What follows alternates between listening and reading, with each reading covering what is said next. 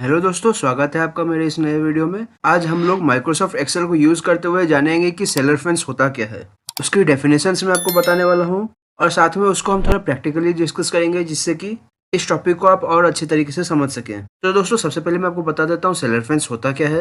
तो देखिए, cell reference का मतलब होता है, सिंपल सी लैंग्वेज में अगर मैं आपको कहूँ, किसी भी सेल का जो एक एड्रेस होता है वो आपके पास क्या रहता है, एक सेल का रेफरेंस। अब देखिए, cell reference refers to a cell और a range of cells on a worksheet. एक वर्कशीट के अंदर जो आपकी कोई एक सेल है या फिर एक से ज्यादा भी कोई अगर सेल है, तो उनका जो आपके पास रेंज या फिर उनका आपके पास जो एक कलेक्शन है, उसको हम लोग यहाँ पर क्या कह सकते हैं, सेल रेफरेंस।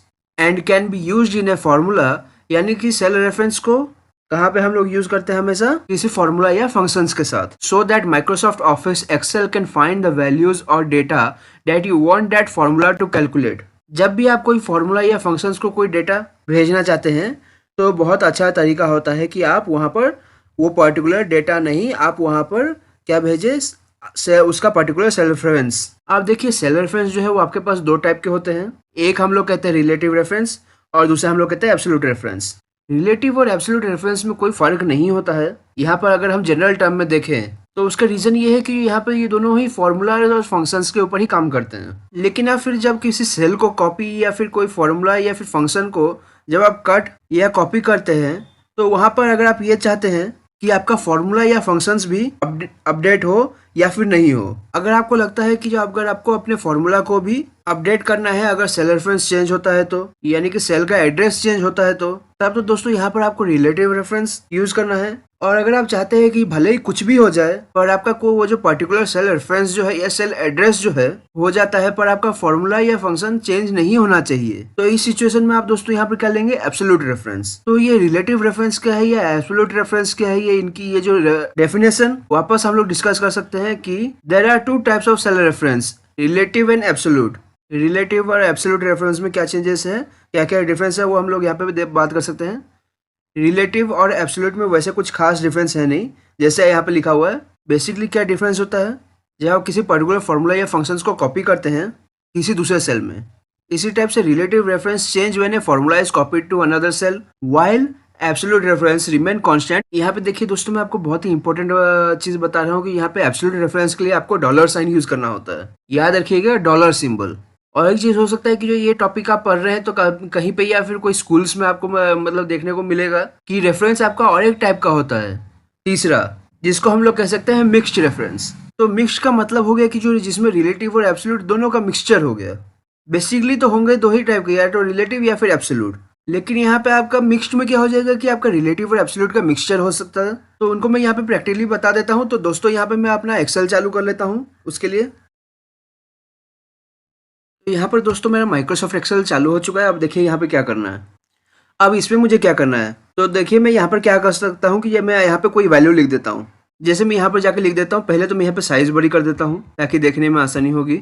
तो यहाँ पे अभी मैं आके लिख देता हूँ, सपोज आपका 87, ठीक है। इसमें जाके लिख देता हूँ 94, इसमें जाके लिख देता हूँ 51। अब दोस्तों मैं इसी तरीके से यहाँ पे कुछ वैल्यूज ले लेता हूँ। जैसे यहाँ पे मैं लेता हूँ 91, यहाँ पे लेता हूँ मैं 73 और यहाँ पर लेता हूँ मैं 68। तरीके से यहाँ पर भी दोस्तों मैं कुछ वैल्यूज को स्टोर कर लेता हूँ। जैसे अब देखिए यहाँ पर ये तीनों का जो सम जो है मैं वो यहाँ पे इस डी में डालना चाहता हूँ, तो उसके लिए मैं लिखूंगा इक्वल्स टू। यूजुअली हम यहाँ पे क्या करेंगे कि जो ये सेल का जो एड्रेस है वो यहाँ पे डालेंगे, लेकिन हम ऐसा भी कर सकते हैं कि क्या करेंगे कि इक्वल्स टू 87 प्लस 91 प्लस 94।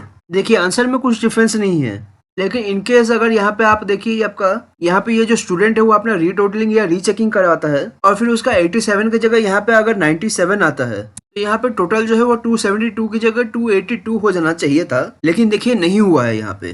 तो देखिए दोस्तों, जब कभी भी आप देखिए दोस्तों कैलकुलेशंस करते हैं, हमेशा यहाँ पर क्या यूज करें, सेल रेफरेंस, यानी कि सेल का एड्रेस। तो यहाँ पर मैं लिख रहा हूँ इक्वल्स टू ये वाला सेल प्लस ये वाला सेल प्लस ये वाला सेल, यानी कि उनका address, equals to A1 plus B1 plus C1। अब देखिए इसको मैंने ऐसे यहाँ पे ये कर दिया है, आंसर बिल्कुल सही है। तो सपोज दोस्तों आप यहाँ पे जो वैल्यू है उसे आप बढ़ाना चाह रहे हैं या घटाना चाह रहे हैं, तो यहाँ पे मैं सपोज जैसे लिख देता हूँ 87, तो ये देखिए यहाँ पे ये ऑटोमेटिकली 272 हो जाएगा। तो एक तो आपको बेनिफिट ये मिल गया सेल रेफरेंस का, ठीक है। तो इसी तरीके से दोस्तों अगर मैं यहाँ पे इसको पकड़ता हूँ और इसको ऐसे ड्रैग एंड ड्रॉप करता हूँ, तो देखिए इस तरीके से इन सब की टोटल यहाँ पे आ चुकी है। तो देखिए दोस्तों यहाँ पर क्या है आपका, ये आप पे देख सकते हैं A1, B1 और C1। ठीक है दोस्तों, इसी तरीके से अगर मैं इसको जाके एडिट करता हूँ तो यहाँ पे आप क्या देखने को मिलेगा, A2, B2 और C2। इसी तरीके से इसको जाके देखेंगे तो यहाँ पे आपको A3, B3 और C3 देखने को मिलेगा। मतलब यहाँ पे हमने रिलेटिव रेफरेंस किया है, तो यानी कि जो रिलेशन इस सेल का इस सेल्स के साथ है वही रिलेशन इस सेल का इस सेल्स के साथ है। ऐसे ही अब मैं दोस्तों आपको एब्सोल्यूट रेफरेंस बताने वाला हूँ। तो मैं एक काम करता हूँ, यहाँ पर आने से पहले मैं यहाँ पर एक सेल का गैप डाल देता हूँ। यहाँ पे मैंने एक यहाँ पे सेल डाल दिया और यहाँ पे मैं लिख देता हूँ सबसे पहले रिलेटिव, और यहाँ पे मैं बताता हूँ एब्सोल्यूट रेफरेंस। एब्सोल्यूट रेफरेंस में क्या होगा कि दोस्तों यहाँ पे आपको लिखना है इक्वल्स टू, सेल रेफरेंस में वही बोल ले रहा हूँ, जैसे यहाँ पे है ये A2 है, तो क्या लिखूंगा मैं यहाँ पर जाके लिखूंगा $A $2।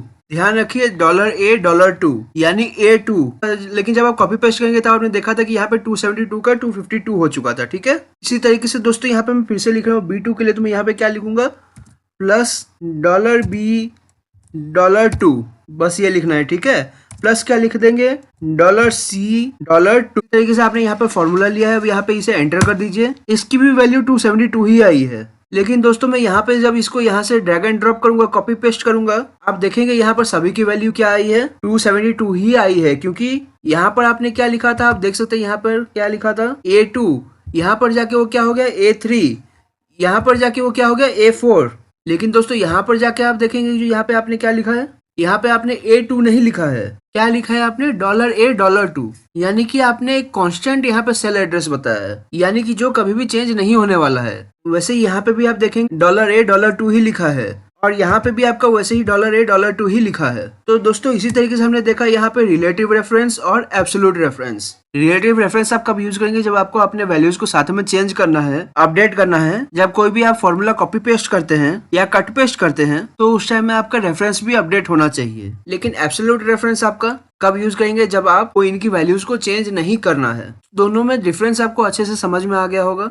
अब एक मिक्स्ड भी होता है, तो दोस्तों मिक्स्ड में क्या होता है, दोस्तों यहाँ पे मैं पहले लिख देता हूँ। तो मिक्स्ड में क्या होगा दोस्तों आप जाके यहाँ पे ऐसे लिख सकते हैं, जैसे कि $A2 लिख सकते हैं, या फिर आप लिख सकते हैं A $2। इन दोनों में क्या हुआ है कि दोस्तों यहाँ पे सबसे पहले जो मैंने लिखा है $A, इसमें आपका कॉलम्स फिक्स होके रखा है, और यहाँ पर दूसरे वाले में मैंने यहाँ पे रो को फिक्स करके रखा है। फिक्स मतलब जो अपडेट नहीं होगी, यानी कि अगर आप कॉपी पेस्ट करेंगे तो ऊपर वाले के अंदर आपका हमेशा कॉलम फिक्स्ड रहेगा और नीचे वाले के अंदर हमेशा रोज फिक्स्ड रहेगा, जिसको हम लोग मिक्स्ड कहते हैं। लेकिन ये आपका कॉम्बिनेशन भी है रिलेटिव और एब्सोल्यूट रेफरेंस का। तो कई बार ऐसा भी कहा जाता है कि जो आपके पास 3 टाइप के रेफरेंस है और कई बार 2 टाइप के रेफरेंस भी बोले जाते हैं। तो आप इनमें से कोई भी आंसर्स दे सकते हैं, 2 भी कहेंगे तो सही है, 3 भी कहेंगे तो भी सही है। तो इस टाइप से दोस्तों आज के लिए इतना ही। अब हम मिलते हैं अगले वीडियो में एक और नई कंटेंट के साथ। तब तक के लिए आप हमारे साथ जुड़े रहिए और हमारे चैनल को सब्सक्राइब करके बेल आइकन दबाना ना भूलें। धन्यवाद।